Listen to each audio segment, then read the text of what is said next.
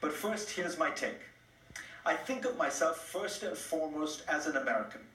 I'm proud of that identity because as an immigrant, it came to me through deep conviction and hard work, not the accident of birth. I also think of myself as a husband, a father, a guy from India, a journalist, New Yorker, and on good days, maybe an intellectual. But in today's political climate, I must embrace another identity. I'm a Muslim. Now, I'm not a practicing Muslim. The last time I was in a mosque, except as a tourist, was decades ago. I'm completely secular in my outlook. But as I watch the way in which Republican candidates are dividing Americans, I realize that it's important to acknowledge the religion into which I was born. And yet that identity doesn't fully represent me or my views. I am appalled by Donald Trump's bigotry and demagoguery, not because I'm a Muslim, but because I'm an American. In his diaries from the 1930s, Victor Klemperer describes how he, a secular, thoroughly assimilated German Jew, despised Hitler. But he tried to convince people that he did so as a German, that it was his German identity that made him see Nazism as a travesty.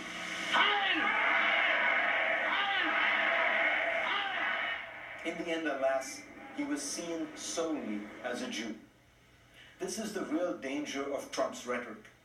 It forces people who want to assimilate, who see themselves as having multiple identities, into a single box. The effects of this rhetoric have already poisoned the atmosphere. Muslim Americans are more fearful and will isolate themselves more. The broader community will know them less and trust them less. A downward spiral of segregation will set in. The tragedy is that, unlike in Europe, Muslims in America are by and large well assimilated. I remember talking to a Moroccan immigrant in Norway last year who had a brother in New York. I asked him how their experiences differed. He said, over here in Norway, I'll always be a Muslim or a Moroccan, but my brother is already an American. Once you start labeling an entire people by characteristics like race and religion, and then see the whole group as suspect, tensions will build. In a poignant article on Muslim American soldiers, the Washington Post interviewed Marine Gunnery Sergeant Amir Hadic, a refugee from Bosnia, who explained how the brutal civil war between religious communities began in the Balkans in the 1990s. Hadic said, "That's what's scary with the things that Donald Trump is saying. I know how these things work when you start whipping up mistrust between your neighbors and friends. I've seen them turn on each other." I remain an optimist. Trump has taken the country by surprise. People don't quite know how to respond to the vague, unworkable proposals.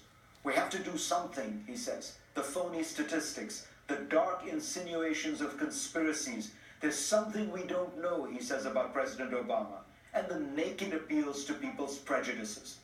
But this is not the 1930s. People from all sides of the spectrum are condemning Trump, though there are several Trump lights among the Republican candidates.